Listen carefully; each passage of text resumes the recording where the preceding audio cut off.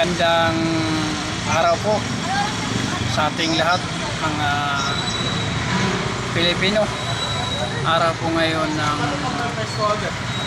February 14.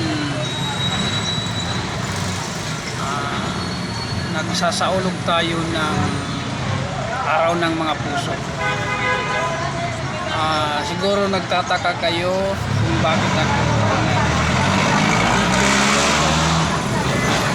kasi gusto ko lang marinig ng mga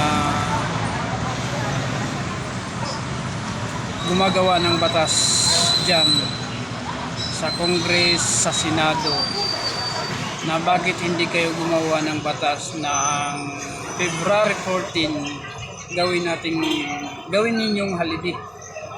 Kasi ang mga Pilipino kasi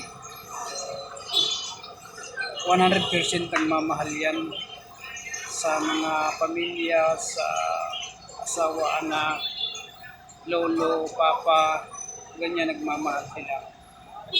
Sa mga binata, dalaga, nagmamahal sila.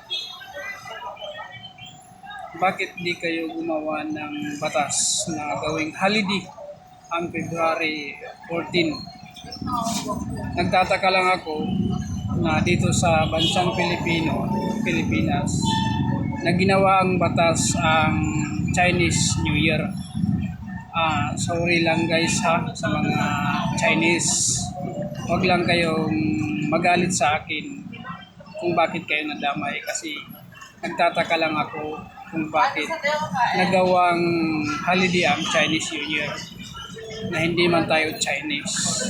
Ang gusto ko sana na marinig to ng mga congressman, congresswoman, mga senador, senadora, na makagawa kayo ng batas ng holiday ang February 14. Maraming salamat guys. Yun lang ang ipaparating ko. Sana hindi ako naka-open sa inyo. Maraming salamat sa panonood. Comment lang kung tama ba o mali ang ginawa ko. Thank you very much. Bye-bye.